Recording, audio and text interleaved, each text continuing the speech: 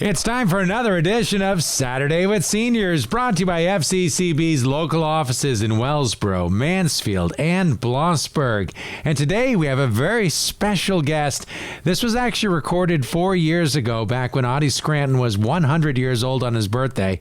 But we're going to re-air it. We had a lot of people say they enjoyed hearing this, and it's been a while since we played it.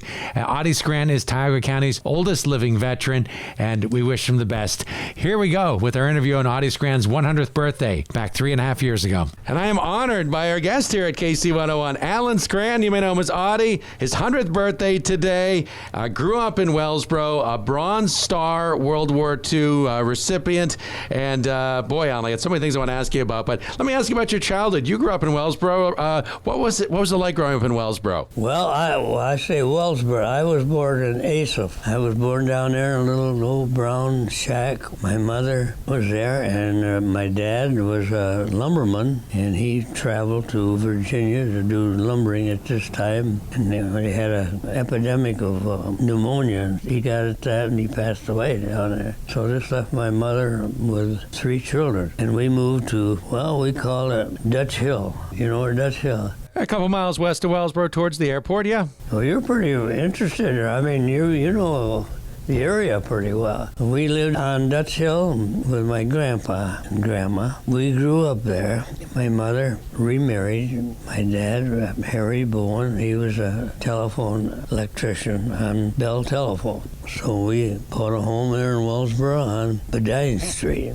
Had a nice home. We grew up there, had friends, Soares. He was a policeman. So we grew up on the right side of the law. That's not necessarily a bad thing. So tell me about where you went to school. You're 100 years old. Where did you go to school back 80, 90 years ago? Well, Wellsboro. Graduated, was interested in sports. What was the big sport when you were in school? Was it football or? No, basketball. When the time I got to my freshman year, they cut out football because it was too rough, too expensive, so they cut it out and took up soccer. I was disappointed. I liked football. In fact, Penn State man all my life. I'm glad they're coming out of what they've been through. You're 100 years old. You've seen a lot of years at Penn State if you've been a fan your whole life. Yeah. So as a kid in Wellsboro, the Arcadia Theater was around. Was that an important thing in your life? Yeah, I worked for Arcadia Theater, package up popcorn and sacks. Mr. King, he was an old gentleman that was in charge of us guys. Yeah, the Arcadia Theater was really a big part of Wellsboro's history. The Arcadia was quite a thing. Dunham's was the next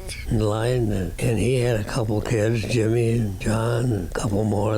You asked me a question. Yeah, about, was there any particular movie or event at the Arcadia that you remember? Ben-Hur was a great story.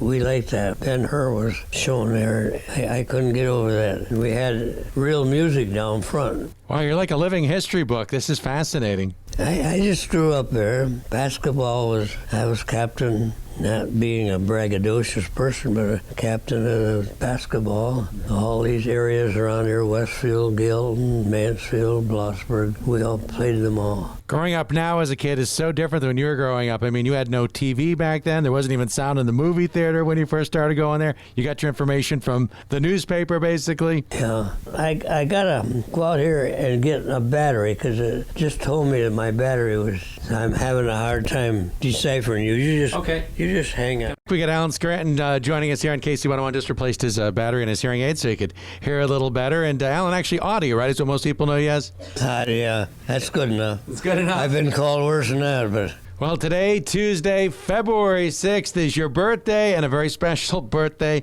100 years old today. 100, yes. Well, turning 100 is quite a feat, but you are also a Bronze Star recipient from World War II.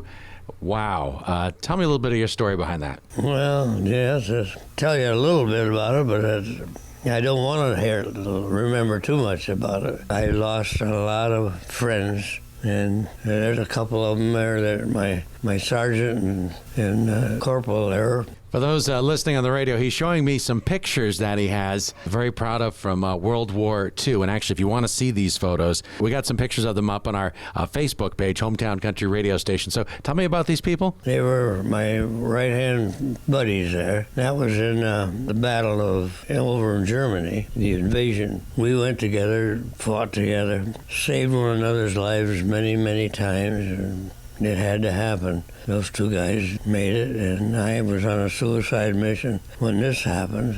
Our lieutenant, he was a very nice boy. He chose me to go on a suicide mission to get us out of this position we were in. We had been cut off from our main group, and we were going to fight back. He chose us to go on this mission to draw enemy fire away from that position, and they were going to make a run for it on the other side. It's like an east and west. Well, anyway, I don't know if you've ever been in a position where you aren't going to come back. He told me I wouldn't be back, or I wouldn't see my wife again or my children. I had 2 children, and to write something home, and he'd see that I got it back. He says, I'm calling on you to do this because you're the best we got. He says, you know what you're doing. And, well, in that course of 24 hours, well, a long time, all night long, reminisced a lot, but I did get up in the morning and get ready myself and this other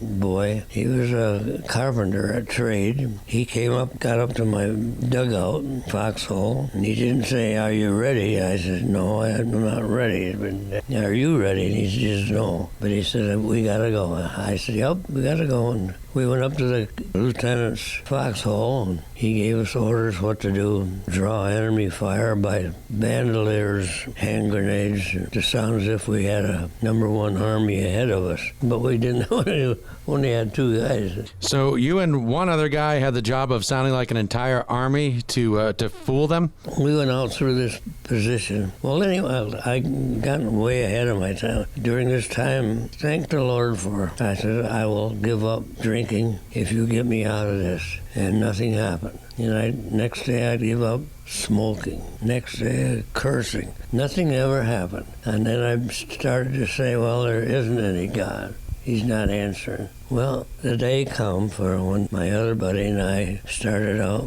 and I went out this old hemlock trail. Everything was quiet, waiting for ammunition to fall in upon us. And it did. It finally did. And I rushed into a little hollowed out piece of ground, hit the ground, and laid there. There was just enough protection that they couldn't hit me. Hit in there, and I crushed closer to the ground than I ever been before. I said, Lord, I give up. And about that time, I felt as if something said, well, that's what I've been waiting for. I'm waiting for you, not what you're doing. I said, I give up. I thank you for getting me out of here. And about that time, I don't know if you remember Gabby Spencer or not. They got in there and they cleaned out the whole thing. And when I run back, and I looked up and I could see bandoliers of enemy fire, rifles, bombs. German army had red tracer bullets, and we had white ones. And when I looked up, I could see white ones coming up. And I said, hey, they've made it. They've got through. Pretty soon I seen no more red ones. They had Germans piled up there 6-8 foot high. I jumped up and I run back to our lieutenant's office, foxhole. I said, hey, Lieutenant, we're saved. And he grabbed me and he said, you might think so, but you better get down or you won't be. He grabbed me and he threw me in his foxhole and put his hands around me and says, oh, I'm glad that you didn't have to give your life. Wow, what a story. They came through and I don't know if you remember Ernie Pyle. He was up to get pictures just like you are. He had all kinds of descriptions. And he says, where's this suicide mission you had these guys going? He said, one is saved and the other isn't. He didn't make it. He had a big campfire there that night and whiskey and everything that goes with it. He said, where's Scranton? He said, I want to get a story out of him. Ernie Pyle, he was a noted American correspondent. My captain called me, and I'd come in and sit down a minute. Whiskey bottles were coming around. He said, now give me a good story. And I grabbed that bottle, and I said, well, here I am. Started up this bottle to my lips, and I couldn't do it. You made your promise. Yes. I said, I'm sorry, but I cannot give you the story. You get it from one of the other guys. I dropped it down and went in, walked down a little road, and there's a barn there full of hay. And I went in there and I looked up, stayed there all in the middle of the night, cried, smiled. I says, Lord, I'm sorry, I almost broke my promise. I asked for forgiveness. The guy says, what's the matter with you? He says, aren't you happy you're out of that, sir? I said, yes, I'm happy. The Lord intervened in my behalf. One of the guys says, he's after a Section 8. And now a Section 8 is something that puts you out of business completely. They send you back to the States because you're out of your mind. It's just, he's after a Section 8. And they all say, yeah, he's a good prospect right there. I said, no, it's not no Section 8. It's real. And from then on, I've served the Lord. I have never drank, never cursed, never done. Well, apparently he held up his part of the deal, because here you are, 70-something years later. Yeah, and I had never accepted it until that time came real to me. And from then on, I am a saved person. I attended church all my life, family. I've brought up Linda and Carol. Carol was nice. She's the one that probably talked to you. I had found out from Dawn Pletcher over at Goodies for Our Troops. She got me in touch with her, yes. Got you down here. She called me. She said, I got somebody that wants to talk to you. And I said, she says, how about that? And I said, yes, send him down. I am so glad that she did. This is an interview I'll remember the rest of my life. This has been very fascinating. So here we are. Well, here we are. Well, very happy birthday to you, Oddie, and happy 100th. And you can find some photos, too, of the pictures we were talking about earlier in this interview on our Facebook page, Hometown Country Radio Station. And if you want to wish him a little happy birthday on there, you can as well. We're KC 101, Hometown Country. Yes, thank you.